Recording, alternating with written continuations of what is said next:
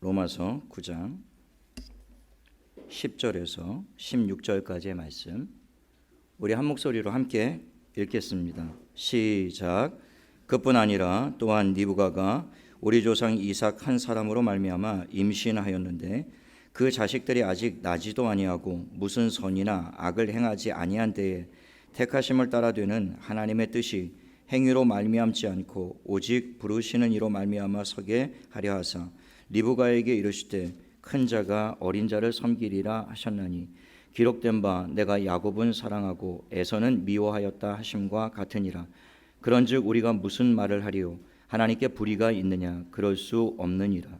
모세에게 이르시되 내가 긍휼히 여길 자를 긍휼히 여기고 불쌍히 여길 자를 불쌍히 여기리라 하셨으니 그런즉 원하는 자로 말미암음도 아니요 다른 박질하는 자로 말미암음도 아니요 오직 긍휼히 여기시는 하나님으로 말미암음이니라. 아멘. 저는 이 봉독한 말씀을 가지고 지난주에 이어서 칼빈의 5대 교리 두 번째, 무조건적인 선택에 대한 말씀을 좀 나누기를 원하는데요. 말씀 나누기 전에 좌우 옆에 분, 앞뒤 분에게 한번 인사하시죠. 참 잘 오셨습니다. 네. 먼저 말씀을 나누기 전에 찬양 하나를 좀 여러분과 나누고 싶은데요. 혹시 왜 날 사랑하나 그 찬양 아십니까? 제가 여러분께 들려드리려고 연습을 많이 했는데 목이 잔뜩 쉬어가지고 잘 은혜롭게 부를지 모르겠어요. 근데 키를 완전히 낮춰가지고 좀 부를 텐데 아시는 분들은 함께 부르셨으면 좋겠습니다. 예수님 날 위해 죽으셨네. 왜 날 사랑하나. 겸손히 십자가 지시었네. 왜 날 사랑하나.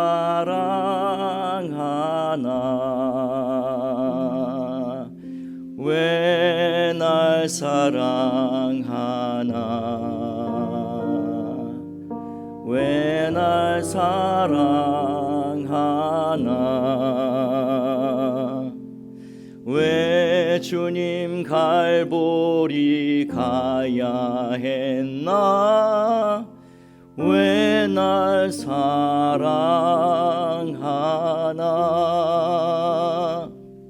아멘. 원래 2절과 3절이 있는데요, 더 못 부르겠어요. 이 찬양의 은혜가 잘 전달이 됐는지 모르겠는데요, 제가 참 개인적으로 좋아하는 그런 찬양입니다. 계속 찬양의 가사 중에 반복되는 질문이 한 가지 나오는데, 왜 날 사랑하나? 왜 날 사랑하나? 왜 주님 갈보리 가야 했나? 왜 날 사랑하나? 그 질문입니다.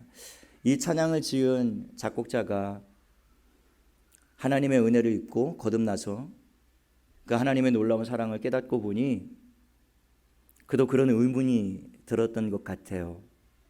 도대체 하나님이 왜 나 같은 자를 이렇게 사랑하셨나?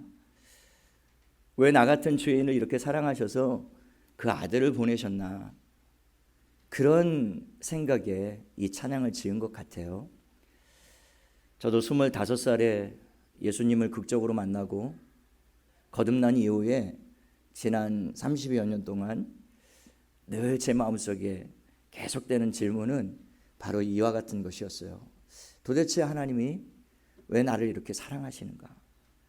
도대체 이렇게 자격 없는 나를, 이렇게 타락하고 방탕하고 하나님 보시기에 악을 일삼던 나를 하나님이 왜 이렇게 사랑하셨나? 그 질문이 참 끊이지 않았는데, 아마 하나님의 사랑과 은혜를 경험한 사람들이라면 다 이와 같은 마음속의 질문을 가지고 살아가지 않을까 싶습니다.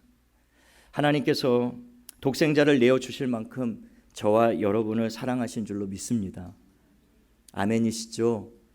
제가 질문합니다. 그렇다면 왜 하나님이 나를 사랑하셨을까요? 그 찬양의 질문처럼 왜 날 사랑하나?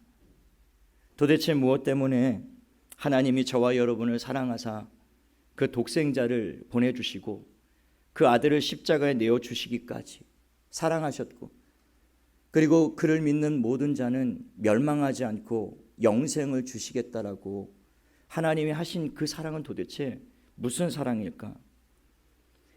지난주에 제가 전적 타락에 대해서 말씀을 나눴는데요, 그 타락한 인간의 영혼이 어떤 상태라고 말씀을 드렸나요?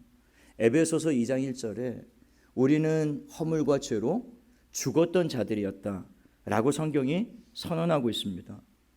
로마서 3장 23절은 모든 사람은 죄를 범하여 죄인이 되었고 하나님의 영광에 이를 수 없는 존재가 되었다라는 것입니다. 의인은 없나니 하나도 없다라고 선포하고 있고 선을 행하는 자조차도 없다라고 성경이 말씀하고 있어요. 예레미야 17장 9절에 보면 만물보다 심히 부패한 것이 사람의 마음이라고, 이 세상에서 가장 썩고 부패한 것이 사람의 마음이라고 성경이 말씀하고 있는 겁니다.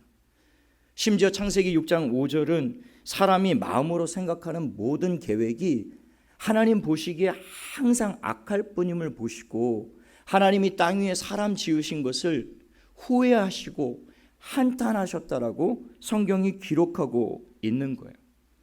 그런 성경의 모든 말씀들을 우리가 비추어 본다면 우리는 더 궁금해지지 않을 수가 없는 것이죠. 하나님은 도대체 왜 나 같은 죄인을 사랑하실까라고 하는 겁니다. 여러분은 하나님이 왜 여러분을 사랑하셨다라고 생각하십니까? 이 질문에 대한 오늘 칼빈의 대답은 이것이에요. 무조건적인 선택. 하나님이 우리를 사랑하셨는데 아무런 조건이 없이 하나님이 우리를 사랑하셨다라고 하는 겁니다. 이 교리를 웨스트민스터 신앙고백서와 하이델베르그 요리문답에 잘 요약을 하고 있는데요, 조금 어려운 이야기일 수 있지만 한번 들어보십시오. 모든 인류는 창세전에 하나님의 영원하고도 변함없는 목적을 따라 생명으로 인도될 자는 예정되었다. 그러니까 하나님이 창세전에 구원할 자를 미리 누구를 선택하여 구원하시기로 결정해 놓으셨다라고 하는 거예요. 이 예정은 하나님의 전적인 은혜와 사랑에 의한 것이요, 피조물이 조물주에게 끼친 어떤 조건이나 원인으로 된 것이 아니다. 다시 말해서 하나님이 사람을 구원하신 것은 우리에게 구원받을 만한 어떤 자격이나 조건이 있었기 때문이 아니라 전적인 하나님의 사랑과 은혜로 무조건적인 선택에 의하여 우리를 하나님이 구원하셨다, 그 얘기예요. 여러분, 여기서 선택이란 말은, 무조건적인 선택이라고 했을 때 선택이란 단어는 국어 사전적인 의미로는 많은 것 중에 하나를 뽑아 세우는 것, 그게 선택 아닙니까? 모든 선택에는 그래서 조건이 있기 마련이에요. 여러분들도 다 대다수는 결혼을 하신 분들입니다.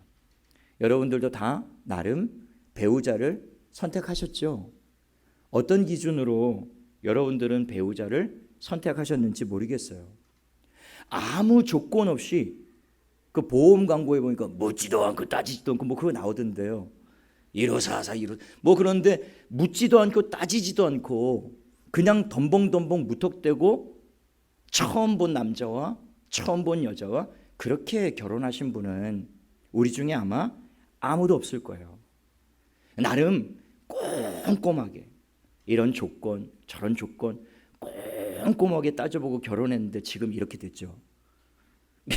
근데 꼼꼼하게 따져본다고 따져봤는데 이렇게 된 거예요. 뭐 어떡하겠어요. 이제는 운명으로 알고 그냥 하나님께 감사하면서 사셔야죠. 제가 한번 수요 예배 때 전영은 집사님께 그런 질문을 했어요. 집사님, 왜 김대영 집사님과 결혼하셨나요? 1초의 망설임도 없이 잘생겨서요. 제가 반박할 수가 없겠더라고요. 뭐 우리 교회에서 가장 훈남 중에 한 사람이 우리 김대영 집사님 아닙니까? 뭐 외모만 훈남입니까? 성격 기가 막히잖아요. 저는 우리 집사님 웃으실 때 저 모습이 너무 매력적이에요. 같은 남자가 봐도 사랑스러워. 근데 그냥 성격만 좋습니까? 얼마나 유머러스해요. 유머 있고 또 성실하고 겸손하고 정말 믿음은 얼마나 좋습니까? 참 집사님 결혼 잘했다. 근데 어쨌든 첫 마디가 저는 그런 이야기가 나오리라는 사실은 상상을 못했어요. 잘생겼어요.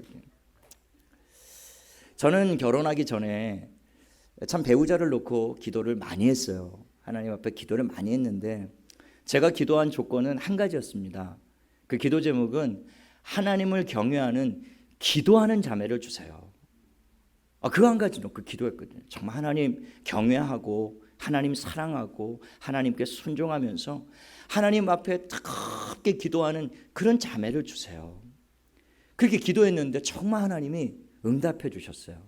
정말 성령의 인도하심을 받아서 정말 기도하는 자매를 주셨는데요. 정말 제가 이 자리에 이렇게 서기까지는 정말 제 아내의 사모의 기도 때문이다 이렇게 얘기해도 과언이 아닐 정도로 다 성령에 이끌려서 기도하는 삶을 살고 있습니다. 근데 살다 보니까 너무 내가 한 가지만 구했구나 그런 생각이 들더라고요.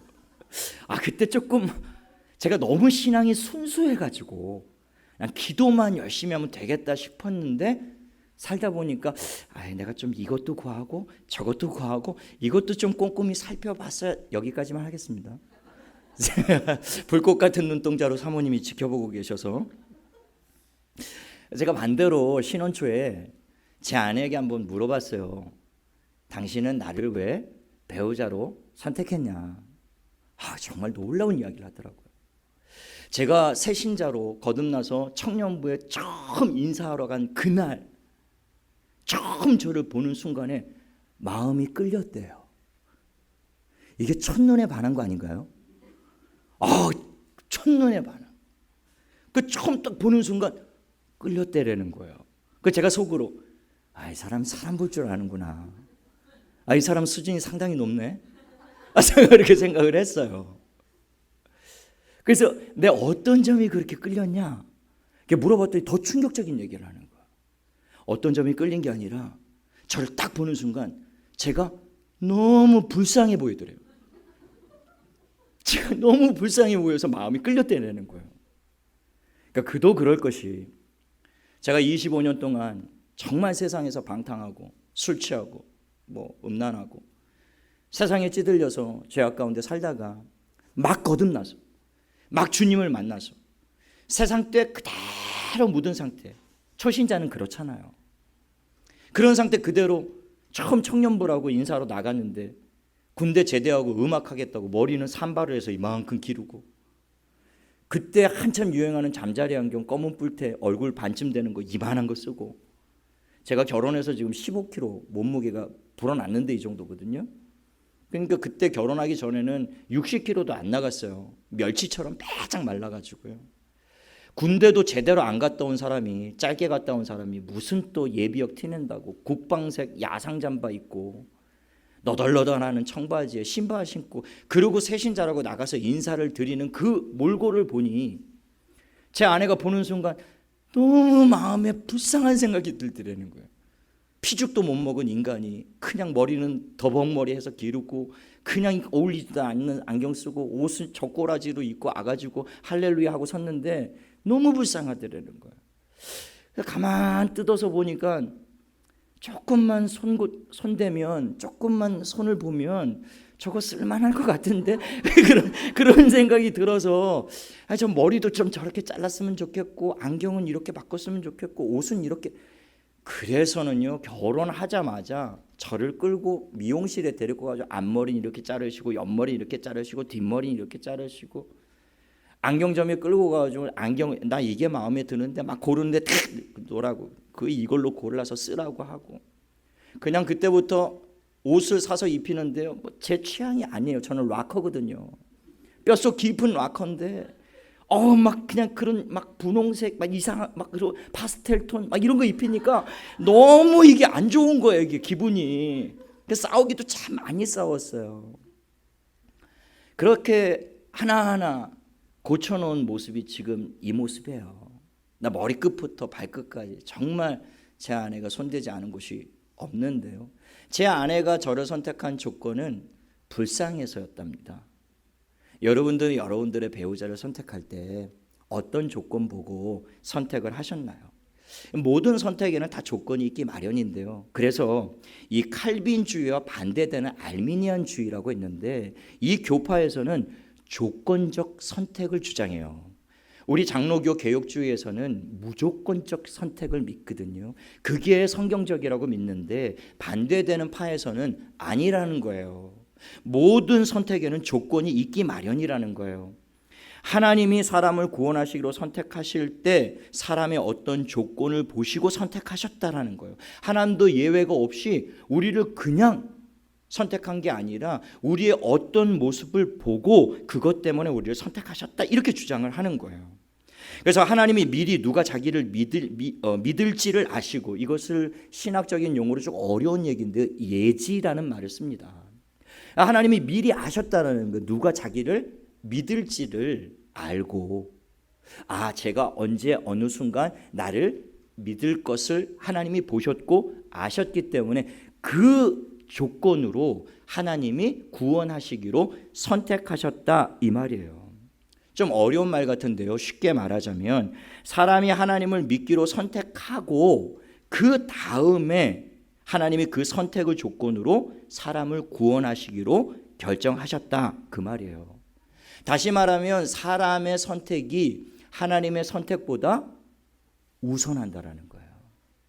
그러니까 이들의 주장에 따르면 구원을 결정하는 것은 하나님이 아니에요. 인간인 것이에요. 하나님이 아무리 우리를 구원하기를 원하셔도 내가 선택하지 않으면 그걸로 끝나는 거예요. 하나님이 구원하실 계획이 없으셨는데 누군가 어느 날 갑자기 나 하나님 믿을래. 그러면 하나님은 그런 계획이 없으셨는데 얘가 믿기로 선택했으니까 내가 구원해야 되겠구나. 그래서 구원하셨다라는 이야기가 돼요. 그래서 우리는 이것을 성경적인 구원관이라고 이야기할 수가 없는 것이죠. 성경은 아담 이후에 모든 인간은 지난주에 말씀드렸던 것처럼 타락하되 완전히 타락했어요. 완전히 부패했어요. 그래서 구원에 관한 한 어떠한 결정과 선택도 할 수 없는 전적으로 무능력한 상태에 빠진 게 그게 죄에 빠진 인간의 실존이라는 거예요. 그러니까 우리의 구원은 하나님의 전적인 은혜와 사랑에 의한 것이지 결코 우리가 구원받을 만한 어떤 자격이나 하나님 보실 때 합당한 조건이 있었기 때문에 우리를 선택하시고 구원하신 것이 아니다라고 이야기하는 겁니다. 지난주에 죄에 빠진 인간을 늪에 빠진 인간의 비유로 잠깐 말씀을 드렸는데요. 알미니안주의의 주장은 이런 것이죠. 인간이 늪에 빠진 것은 맞는데 인간이 늪에 반쯤 빠졌다라는 거예요. 그래서 반쯤 빠져 있었기 때문에 누군가 손을 내밀면 늪에 빠져 있는 인간도 손을 내밀어서 구원하고자 하는 그 사람의 손을 잡아야만 그 늪에서 빠져나올 수 있다. 이렇게 주장을 하는 것이죠. 인간이 늪에 빠져서 자기 힘으로 나올 수 없는 것은 알미니안 주의자들도 인정을 해요. 인간이 타락했다라고 인정을 해요. 인간이 죄인임을 인정을 해요. 그런데 주장은 뭐냐면 그러나 인간은 완전히 죽은 것이 아니라는 거예요. 여전히 살아있기 때문에 하나님이 손을 내밀면 그 손을 자기 의지로 자기 결단으로 선택해서 그 손을 잡아야만 구원이 완성될 수 있다라는 거예요. 그래서 이것을 신학적인 용어로 신인 협동설 이런 말을 써요. 그래서 하나님과 인간이 서로 협력해야 구원이 완성될 수 있다 이 얘기예요. 그러나 칼빈주의는 그렇게 인간의 상태를 보지를 않아요. 인간이 늪에 반쯤 빠져 있는 것이 아니라 인간은 죄에 빠진 인간은 늪에 완전히 빠진 상태라는 거예요. 그래서 늪에 머리가 잠기고 코와 입이 완전히 잠겨서요. 숨이 끊어진 상태. 그 상태가 바로 성경이 우리에게 말하고 있는 인간의 영혼의 상태였다라는 거예요. 그게 에베소서 2장 1절에 그는 허물과 죄로 죽었던 너희를 살리셨도다 이렇게 말씀하신 거예요. 하나님이 우리를 거듭나게 하셨고 살리셨는데 우리가 만일 죽지 않았다면 하나님이 우리를 살리실 이유가 있었을까요? 우리의 영혼이 완전히 아담 이후에 타락한 죄인들은 전부 다 영혼이 죽은 상태에서 태어나는 거예요. 그게 허물과 죄로 죽었던 인간이다라고 하는 겁니다. 하나님은 말씀에서 죽어가던 인간을 살리셨다 말씀하시지 않았어요. 죽을 뻔한 인간을 살리셨다 이렇게 말씀하시지 않았습니다. 영어 성경에 보면 You were dead. 너는 죽었다 이렇게 얘기하고 있어요. 그러니까 하나님이 완전히 죽었던, 심장이 멈추고 숨이 완전히 끊어져 있는, 마치 요한복음 11장에 나오는 죽은 지 나흘되어 썩은 냄새가 나는 나사로와 같은 그런 상태에 놓여 있었던 것이 우리 인간의 상태였다라고 하는 거예요. 그래서 늪에 빠진 우리는 자기 힘으로는 도저히 거기서 살아나올 수 없을 뿐만이 아니라 누군가 손을 아무리 내밀어도 그 손을 붙잡을 수 있는 능력이 우리에게는 전혀 없었다. 그게 타락한 전적 부패한 인간, 전적으로 타락한 인간의 모습이었다라고 하는 겁니다. 알미니안주의가 말하고 있는 신인 협동이라는 것은 마치 이와 같아요. 물에 빠져 숨이 멎어서 의식이 없는 사람에게 구급대원이 달려가서 선생님 제 손 잡으십시오. 선생님 살고 싶으면 제 손 잡으라니까요. 선생님 지금 정신이 없겠지만 정신 차리고 제 손 잡으라고요. 만약 선생님이 제 손을 잡지 않으면 저도 어쩔 수 없습니다. 그러고 말아버리는 것과 같다라는 거예요. 물론 물에 빠져서 죽지 않고 그냥 허우적거리고 있는 사람이라면 이 방법이 맞죠. 구명 튜브를 던져주고 그거 잡으세요. 그거 잡아야 살죠 내가. 그리고 손을 내밀 때, 막대기를 내밀 때, 밧줄을 던졌을 때 그거 잡으세요. 그러면 사는 거죠. 내가 의식이 있고 내가 깨어 있고 내가 생명이 있으면 그렇게 구조하는 게 맞아요. 그런데 성경은 우리에게 그렇게 말씀하고 있는 것이 아니라 우리가 물에 빠져서 허우적거리는 상태가 아니라 죽어가는 상태, 죽을 뻔한 상태가 아니라 완전히 물에 빠져서 익사해서 심장은 완전히 멈춰 있고 숨은 완전히 끊어진 상태였다라는 거예요. 그러니까 누가 와서 손을 내밀어도 잡을 수 없는 상태예요. 이 물에 빠져 익사하는 사람을 구조할 수 있는 유일한 방법은 한 가지입니다. 누가 강제로 끌고 나오는 거예요. 끌고 나와서 끊어져 있는 호흡을 살리기 위해서 인공호흡하고 멈춰있는 심장을 살리기 위해서 CPR하고 심폐소생술을 누군가 해야만 그 사람 살아날 수 있는 거예요. 그렇게 죽어있는 자에게 이 손 잡으세요, 이 손 잡으세요. 알미니안주의가 이야기하고 있는 구원은 전혀 성경적인 내용이 아니라는 거예요. 우리의 인간을 너무 과대평가하고 있는 거예요. 성경은 우리가 죽어가던 자, 죽을 뻔한 자라고 말하고 있는 것이 아니라 너희는 허물과 죄로 완전히 죽은 상태였다라는 거예요. 저와 여러분이 예수 그리스도를 믿게 됨으로 말미암아 하나님이 성령을 보내셔서 우리의 영혼을 거듭나게 하시고 살려주심으로 말미암아 저와 여러분이 지금 그 예수를 믿어 이 자리에 나와 있는 줄로 믿게 되시기를 예수님의 이름으로 축원합니다. 우리는 전에 완전히 심장이 멎고 숨이 끊어졌던 사람들이었어요. 그런 우리를 그 죄의 늪에서 죄의 그 물 가운데서 완전히 죽었던 우리를 하나님이 강제로 끄집어내셔서 멈춰있는 심장 대신 예수 그리스도의 심장으로 이식하시고 멎어있는 우리의 숨을 회복하시기 위해서 성령의 생기를 우리 코에 다시 불어넣으셔서 죽었던 영혼을 살려내셨다라고 하는 겁니다. 이게 무조건적 선택이에요. 이게 하나님이 우리에게 베푸신 은혜와 구원이라는 겁니다. 이 칼빈의 무조건적인 선택을 지지하는 여러 성경 구절들이 있는데요. 시간 관계상 다 말할 수는 없지만 몇 구절만 말씀을 드린다면 요한복음 6장 37절 39절에 보면요.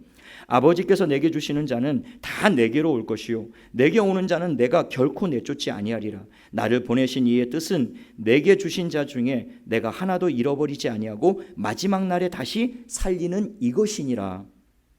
이 말씀은 마지막 날에 구원받을 자들에 대한 약속인데요. 이 모든 구원받은 자들이 어떻게 예수님께로 와서 구원을 받을 수 있다라고 이야기를 하고 있냐면 아버지께서 내게 주신 자라고 말씀하고 있어요. 아버지께서 내게 주신 자, 그리고 39절에 한 번 더 내게 주신 자. 아버지께서 그리스도에게 주신 자들만 그리스도에게 나갈 수 있고 그리스도를 믿고 구원받을 수 있게 되었다라고 하는 거예요. 아버지가 그 아들 예수 그리스도에게 우리를 이끌지 않으셨다면 저와 여러분은 애시당초 죽어 있었던 영이었기 때문에 하나님께로 절대로 나갈 수 있는 자들이 아니었다라는 겁니다. 그래서 요한복음 6장 44절에 보면 나를 보내신 아버지께서 이끌지 아니하시면 아무도 내게 올 수 없으니 오는 그를 내가 마지막 날에 다시 살리리라.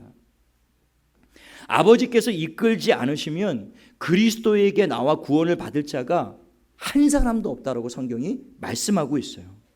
그래서 구원은 전적으로 하나님의 손에 달려 있는 것이지 우리의 선택에 달려 있는 것이 아니라는 거예요. 아버지께서 이끌지 않으면 저와 여러분은 절대로 아버지께로 나갈 수도 없고 그리스도의 십자가 앞에 나갈 수 없는 자들이었어요. 저와 여러분이 이렇게 그리스도 앞에 나와서 그 그리스도를 내 개인의 구주로 영접할 수 있는 것은 아버지께서 저와 여러분을 만세전에 선택하시고 구원하시기로 결정하셔서 어느 순간 어느 때에 우리를 그 십자가 앞으로 끌고 나오셔서 우리의 영혼을 거듭나게 하시고 살리심으로 그 예수 그리스도를 믿어 구원을 얻도록 역사하신 줄로 믿게 되시기를 예수님 이름으로 축원합니다. 하나님이 그렇게 우리를 구원하셨다라는 거예요.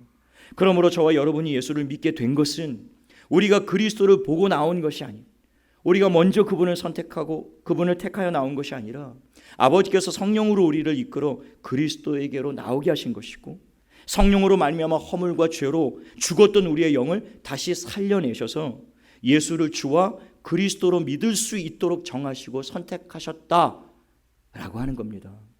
그래서 요한복음 15장 16절에 너희가 나를 택한 것이 아니요 내가 너희를 택하여 세워나니 이는 너희로 가서 열매를 맺게 하고 또 너희 열매가 항상 있게 하여 내 이름으로 아버지께 무엇을 구하든지 다 받게 하려 함이라. 이 요한복음 15장 16절의 말씀이야말로 무조건적 선택을 지지하는 가장 강력한 성경 구절 중에 하나예요. 너희가 나를 택한 것이 아니요 내가 너희를 택했다라고 주님이 말씀하고 계시기 때문인 것이죠. 그 알미니안주의자들은 인간이 그리스도를 선택했다라고 주장을 하고 있어요. 그러나 주님은 분명히 말씀하십니다. 너희가 나를 택한 것이 아니라는 것. 내가 너희를 택하여 세웠기 때문에 너희가 오늘 구원에 이룰 수 있다라고 하는 거죠. 우리가 가만히 우리의 삶을 돌아보면 나는 그때 내가 예수님을 믿기로 내가 결정했는데 내가 선택했는데 내가 내 의지로 내가 예수를 나의 구주로 고백했고 내가 내 의지로 결정했는데 라고 생각할 수도 있어요. 그런데 표면적으로 보면 우리의 구원이 그렇게 보여져요. 마치 내가 마음을 열고 내가 그 복음을 듣고 예수님이 이런 분이구나. 내가 이 예수님을 영접해야 되겠다. 그래서 마치 내가 선택하여 구원에 이른 것처럼 그렇게 보여지지만 실상 그 이면에는 그게 아니라 하나님이 먼저 우리를 구원하시기로 선택하시고 그 선택에 따라 어느 순간 때가 되니 성령을 우리에게 보내주셔서 죽어있던 우리의 영혼을 살려주시고 그 영이 죽었던 영이 살아나고 나니까 비로소 주님의 복음이 들려지고 십자가의 은혜가 깨달아지고 마음에 받아들여져서 우리의 구원이 완성되었다라고 하는 겁니다. 그러니까 결과적으로 우리가 하나님을 선택한 것이 아니라 하나님이 우리를 선택했다는 성경의 이 말씀이 진리라는 것이죠. 사도행전 13장 48절에 보면 이방인들이 듣고 기뻐하여 하나님의 말씀을 찬송하며 영생을 주시기로 작정된 자는 다 믿더라. 이 구절 역시도 하나님의 무조건적인 선택을 지지하는 강력한 성경 구절 중에 하나인데요. 안디옥에서 바울이 복음을 전했을 때 수많은 이방인들이 예수의 복음을 듣고 구원을 받았습니다. 전부 회개하고 예수 그리스도를 영접하여 구원을 받게 되었는데요. 그것을 곁에서 지켜보았던 누가가 그 놀라운 구원의 역사를 한마디로 요약한 것이 영생을 주시기로 작정된 자는 다 믿더라라는 것입니다. 영생을 주시기로 하나님이 작정하시고 선택했기 때문에 그들이 바울이 전하는 복음을 들었을 때 그 복음을 거절하지 않고 깨닫게 되었고 받아들이고 거듭나게 되어 믿게 되었다라는 것이죠. 그러니까 인간의 선택이 앞서는 것이 아니라 언제나 하나님의 선택이 우리의 어떤 조건에 의한 것이 아니라 무조건적으로 일방적으로 하나님이 우리를 긍휼히 여기시고 불쌍히 여기시고 은혜를 베푸셔서 우리를 구원하시기로 결정하신 그 선택에 의해서 저와 여러분이 구원을 얻었다라는 거예요. 이 알미니안주의자들은 이 구절을 이렇게 뒤바꾸고 있습니다. 영생을 주시기로 작정된 자는 다 믿더라. 이 구절을요, 믿는 자는 다 영생을 주기로 작정되더라. 완전히 바꿔버린 거죠. 알미니안주의 대표자들이 실제로 이 구절을 이렇게 번역하여 성경에 실어 놓았어요. 그러나 그것은 성경의 본래의 뜻이 아니에요. 성경은 분명하게 영생을 주시기로 작정된 자가 믿었다라고 분명하게 말씀하고 있습니다. 우리가 예수를 주와 그리스도로 믿고 영생을 얻게 된 것은 하나님께서 창세전에 이미 우리에게 영생을 주시기로 작정해 놓으셨기 때문에 이루어진 사실이었다라는 거예요. 그러니까 하나님의 선택에 의해서 결정되어진 것이지 우리가 우리의 구원에 기여한 것이 전혀 없다라고 하는 겁니다. 에베소서 2장 8절에 너희는 그 은혜에 의하여 믿음으로 말미암아 구원을 받았으니 이것은 너희에게서 난 것이 아니요 하나님의 선물이라. 하나님의 구원은 전적인 하나님의 은혜로 말미암아 되었다라고 기록하고 있어요. 그 구원은 너희에게 난 것이 아니다라고 말씀하고 있어요. 이 구원은 하나님이 값없이 주시는 선물이라고 기록하고 있습니다. 그 선물의 헬라어가 카리스예요. 은혜라는 말입니다. 은혜의 본래의 뜻이 무엇입니까? 받을 만한 자격이 없는 자에게 주는 것, 그게 은혜라고요. 만일 우리에게 하나님이 선택하실 만한 어떤 자격이나 조건이 있었다면 그것은 더 이상 은혜가 아니에요. 은혜는 받을 자격이 없는 자에게 값없이 그냥 주시는 게 그게 은혜인 것이죠. 만일 우리에게 은혜 받을 만한 어떤 자격과 조건이 있어서 구원이 주어진 것이라면 그것은 더 이상 은혜라고 불러서는 안 되고 그것은 대가라고 불러야 돼요. 내가 하나님을 믿기로 선택했으니까 내가 올바른 결정한 거잖아요. 내가 잘한 거잖아요. 그러니 하나님이 내게 구원을 주실 수밖에 없는 거죠. 하나님은 그 구원을 수동적으로 줄 수밖에 없어요. 내가 믿었으니까 주세요. 대가니까. 내가 잘 결정했으니까. 이 세상에 수많은 사람들이 다 예수님을 안 믿고 있는데 나는 결정 잘했잖아요. 내가 선택 잘했잖아요. 나는 그 말도 안 되는 황당한 복음 들었을 때 내가 가만히 생각하고 잘 결정했잖아요. 아, 나 예수님 믿으면 구원 받겠구나. 내가 선택하고 내가 결정하고 내가 그래서 하나님 앞에 나왔으니까 당연히 구원 받는 건 아니겠는가. 그러면 그 구원은 우리의 자랑거리가 되는 거예요. 내가 잘 선택해서 받은. 하나님은 찬양을 받고 하나님께 감사해야 될 이유가 전혀 없어요. 그러나 저와 여러분이 받은 이 구원은요, 놀랍게도 저와 여러분이 잘 선택해서 이루어진 것이 아니에요. 창세전에 만세전에 이미 그분이 우리의 어떤 자격과 조건도 보지 않으시고 무조건적으로 저와 여러분을 선택하셨고 구원하기로 결정하셔서 때가 되어 성령의 은혜를 부으셔서 일방적으로 저와 여러분을 구원하셨다라고 하는 겁니다. 값없이 거저 주어진 거예요. 오늘 로마서 9장 우리가 읽었던 그 말씀을 다시 한번 보시면요, 사도 바울이 이 무조건적인 하나님의 선택과 값없이 주어지는 은혜에 대해서 설명하기 위해서 야곱과 에서의 이야기를 지금 하고 있는데요, 9장 11절에 보시면 그 자식들이 아직 나지도 아니하고 무슨 선이나 악을 행하지 아니한 때에 택하심을 따라 되는 하나님의 뜻이 행위로 말미암지 않고 오직 부르시는 이로 말미암아 서게 하려 하사. 13절에 기록된 바 내가 야곱은 사랑하고 에서는 미워하였다 하심과 같으니라. 그러니까 이 얘기는 리브가의 뱃속에 쌍둥이가 잉태되었는데요, 그 의식도 없고 자의식도 없고 그들이 뱃속에 태아로 존재하고 있을 때 그들이 무슨 선을 행했겠습니까? 그들이 무슨 악한 일을 행했겠느냐고요. 에서가 악을 행했기 때문에 하나님이 선택하지 않은 게 아니에요. 그 뱃속에 있을 때 야곱이 무슨 선한 일을 행했다고 하나님이 야곱을 사랑하셨을까요? 바울은 이 야곱과 에서의 이야기를 들어 이 구원의 선택이 우리에게 있음이 아니라 전적인 하나님의 은혜였음을 지금 들려주고 있는 거예요. 야곱이 태어나서는 그렇게 하나님이 창세전에 택하시고 정하시고 그렇게 은혜를 부어주신 야곱의 인생을 여러분 한번 돌아보세요. 주일 오후 예배 때 홍 목사님이 야곱에 대한 이야기를 얼마나 몇 주 동안 말씀하셨나요? 그러면서 야곱, 아우 정말 나는 야곱 막 그러면서 야곱이 너무 싫다고 그러셨잖아요. 이 야곱의 인생을 가만히 돌아보면 그가 사랑할 만한 조건이 전혀 없어요.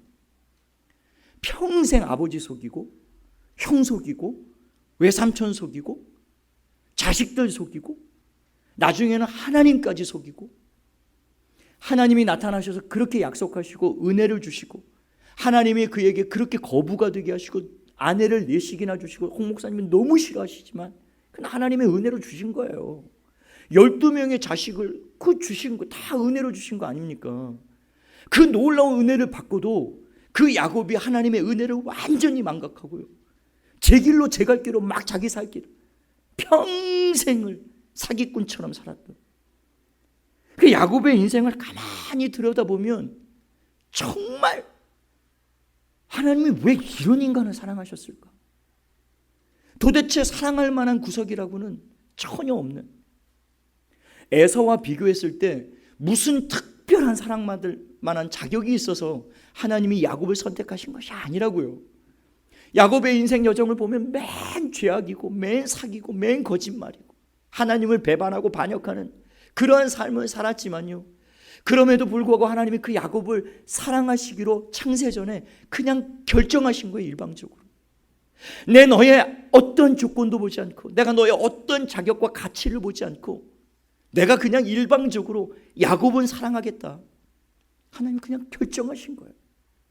그리고 그 사랑의 결정에 의하여 그냥 끈질기게 끊임없이 하나님을 배반하는 그 야곱에게 찾아오시고 또 찾아오시고 찾아오셔서 마침내 사기꾼 야곱을 이스라엘이라는 이름으로 만드시는, 하나님의 백성으로 하나님의 자녀로 만들고야 마시는, 그게 하나님의 선택과 사랑과 구원과 은혜였다라는 겁니다. 저와 여러분이 바로 그 야곱이라는 거예요.